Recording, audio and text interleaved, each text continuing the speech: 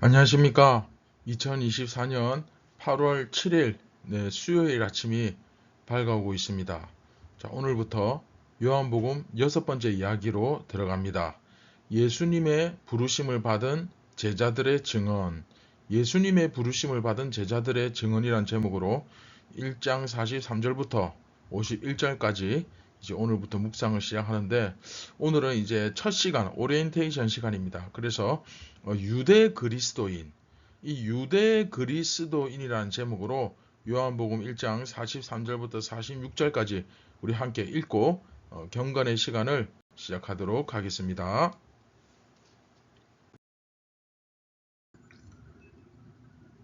이튿날 예수께서 갈릴리로 나가려 하시다가 빌립을 만나 이르시되 나를 따르라 하시니, 빌립은 안드레와 베드로와 한 동네 베세다 사람이라. 빌립이 나다나엘을 찾아 이르되 모세가 율법에 기록하였고 여러 선지자가 기록한 그 일을 우리가 만났으니 요셉의 아들 나사렛 예수니라. 나다나엘이 이르되 나사렛에서 무슨 선한 것이 날 수 있느냐? 빌립이 이르되 와서 보라 하니라.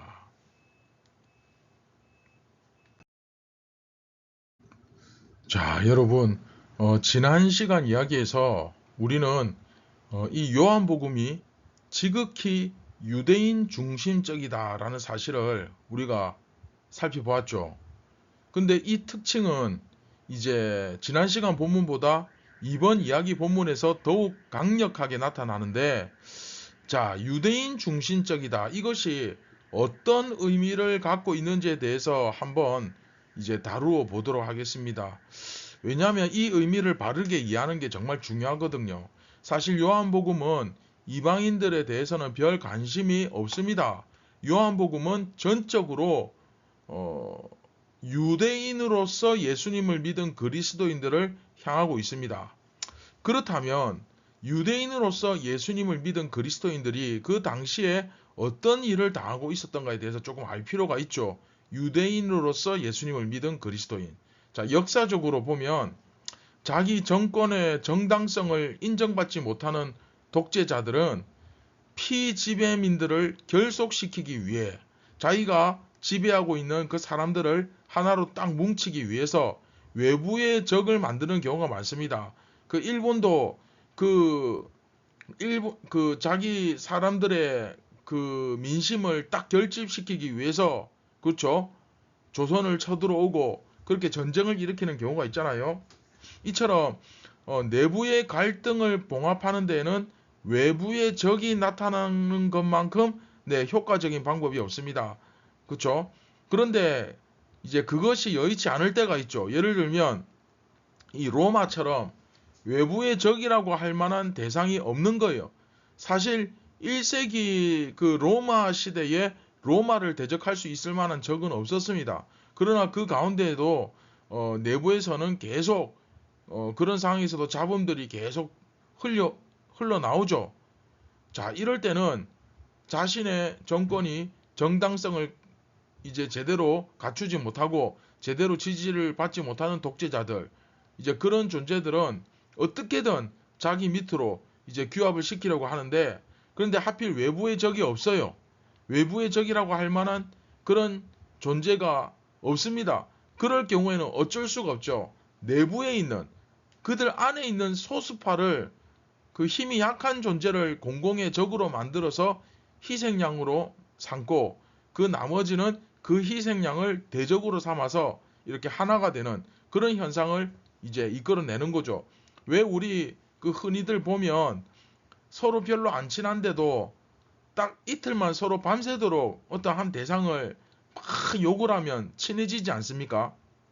뭐 쉽게 생각하면 뭐 그런 겁니다.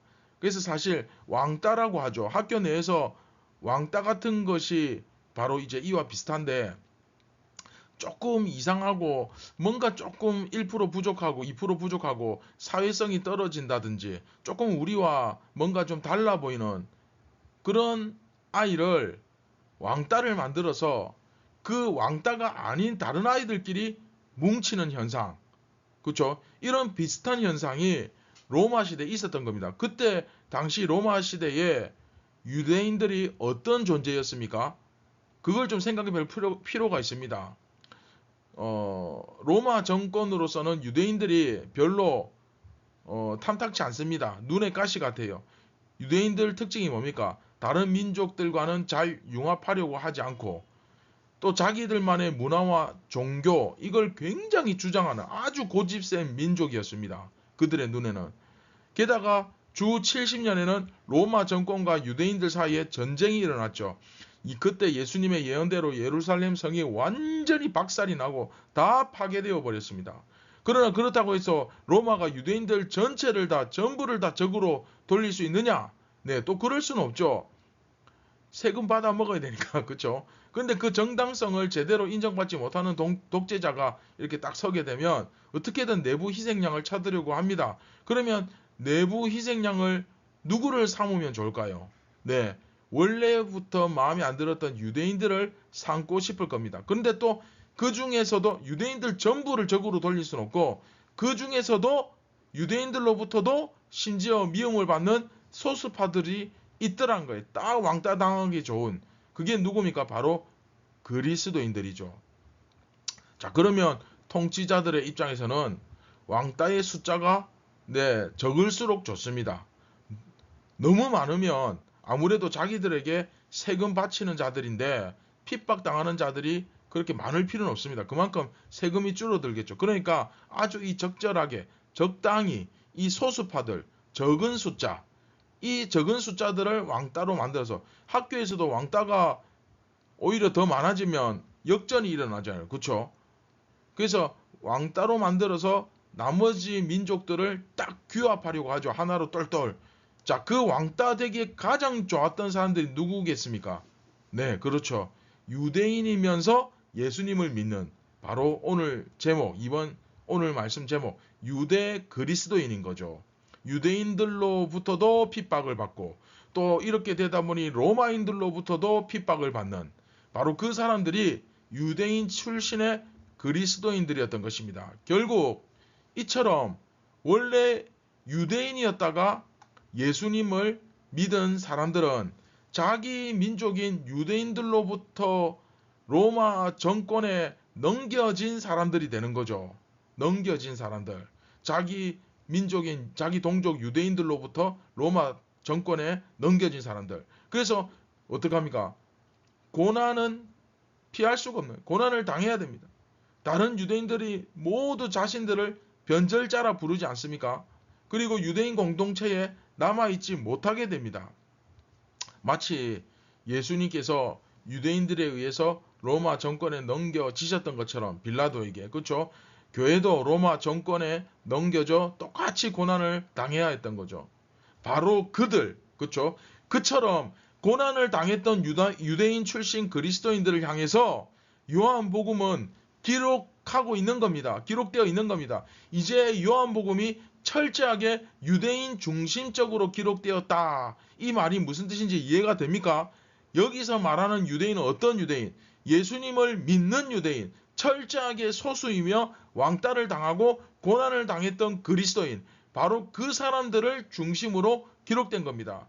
그 과정에서 요한복음의 저자 요한은 우리가 믿는 예수 그리스도에 대한 신앙이 결코 거짓이 아니다. 참된 것이며 아무리 저들이 우리를 왕따를 시키고 핍박하고 우리를 따돌리고 공격해도 우리의 신앙은 절대로 흔들려서는 안 된다. 우리 함께 사랑하며 하나가 되어서 이 고난을 이겨나가자. 네, 이게 바로 요한복음의 핵심 메시지인 겁니다.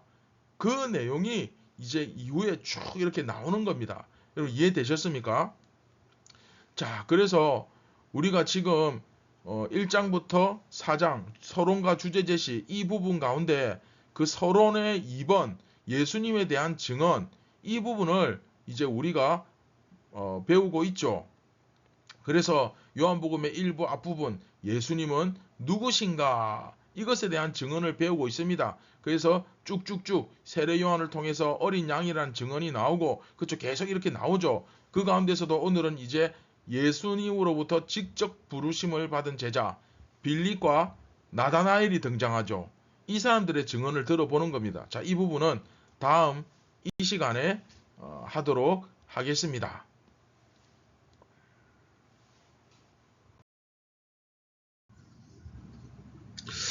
네, 말씀을 맺도록 하겠습니다. 오늘은 6번째 이야기에 들어가기에 앞서서 왜 요한복음이 지극히 유대인 중심적인지 그 이유에 대해서 살펴보았습니다. 좀 단순하게 생각하면 아니 뭐 이방인은 안 귀하고 뭐 유대인만 귀하냐, 성경도 사람 차별하냐 이렇게 생각할 수도 있겠지만 근데 그 얘기가 아니죠. 그래서 오늘 요한복음이 조명하는 유대인, 그렇죠? 요한복음이 집중하는 유대인에 대해서 살펴봤죠. 그리고 이후에는 예수님을 따돌리고 적대시하는 자들을 유대인이라 그러고, 오늘 말씀처럼 예수님을 믿는 유대인은 뭐라 부릅니까? 네, 이스라엘 사람이라 이제 부르게 됩니다. 그래서 유대인과 이스라엘 사람이 똑같은 유대인이라도 딱 이렇게 구분이 되는 거예요. 이해되시죠? 자, 그래서 오늘 이제 요한복음에 나오는 이 이스라엘 사람 유대인, 이 유대인은 어떤 유대인입니까? 유대인이면서 소수가 될 수 있고, 그렇죠? 그래서 왕따를 당하게 되고 또 엄청난 핍박과 고난을 당하게 될 것을 알면서도 그리스도인이 되기를 결심한 사람들, 바로 그 유대인을 말하는 거죠. 그렇죠? 근데 내가 이기적이고 내가 잘못돼서 내가 게으르고 내가 못나서 내가 못돼서 왕따를 당하고 핍박을 당하는 것을 이야기하는 것이 아닙니다. 그렇죠? 이 순전히 예수님의 삶을 뒤따르는 그 예수님처럼 살고 예수님처럼 죽기를 결단했기 때문에 이제는 세상처럼 사는 것이 아니라 예수님처럼 살기로 결심했기 때문에 왕따를 당하고 핍박을 당하는 거죠. 이해되십니까? 자, 지금 여러분의 삶은 어떻습니까? 예수님을 믿는 것 때문에 내가 조금만 불편하고 조금만 힘든 것이 있으면 그냥 주저없이 주님을 위해 살기를 포기하고 주님을 더욱더 알아가기를 포기하고, 그렇죠? 다시 말하면 시간을 내어서 말씀 배우기를 포기하고 말씀 앞에 순종하기를 포기하고 기도하는 시간을 포기하고 세상이 더 재미있고 더 쾌락과 즐거움을 주는 길, 그 좁은 길보다는 그 넓은 길로 가려 하진 않습니까? 세상의 즐거움을 더 추구하고, 그렇죠? 세상의 만족과 세상의 쾌락을 더 추구하지 않습니까? 물론 주님께서 정말 엄청난 은혜와 복을 우리 믿는 자들에게, 하나님의 백성들에게 가득 부어 주십니다. 그러나 분명히 알아야 할 것은 적어도 세상적인 기준으로 봤을 때 말이죠. 그리스도인이 된다는 것은, 그렇죠? 예수님께서 가신 길을 따라간다는 것은 결코 꽃길만 있는 것은 아닙니다. 세상적인 기준으로 봤을 때 세상이 말하는 그 부귀영화와 즐거움이 가져다 주는 그 길이 아닙니다. 오히려 나 자신을 비움으로써, 그래서 오히려 주님께로부터 계속해서 채워주심을 내가 당하고 또 나를 희생함으로써 오히려 영광을 누리는 길입니다. 여러분은 어떤 길을 가고 있습니까? 오늘 이 아침에 나 자신을 한번 돌아보고 정말 주님 앞에 나를 바로 세우는, 그렇게 바로 서기를 결단하는 그런 귀한 은혜의 시간이 되었으면 좋겠습니다.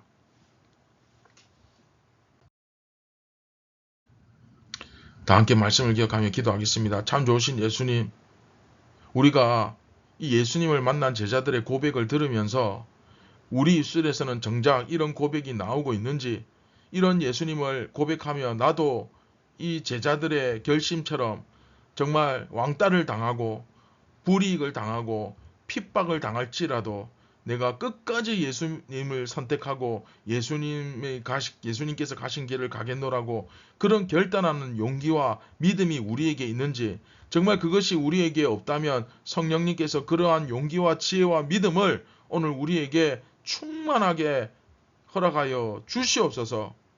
오늘도 세상이 아니라 유대인이 아니라 정말 예수님을 믿는 유대인, 참된 이스라엘이 되게 하여 주시옵소서.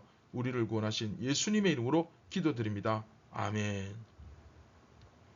자, 여러분, 이제는 우리가 요한복음을 시작했다면 이제 교회에 왔다 갔다 하고 내가 교회에서 뭐 봉사 좀 열심히 한다고 내가 직분 받았다고 그런 걸로 감히 예수님을 믿는다고 자랑하지 않습니다. 이제는, 그렇죠? 우리가 구체적으로 예수님이 어떤 길을 가셨는지 그 주님의 발자취를 따라서 밟아가면서 우리도 이제 실제로 우리의 삶이, 우리 삶의 목적이, 우리가 살아가는 이유가 완전히 바뀌는 역사가 일어나기를 주님의 이름으로 축원드립니다. 감사합니다.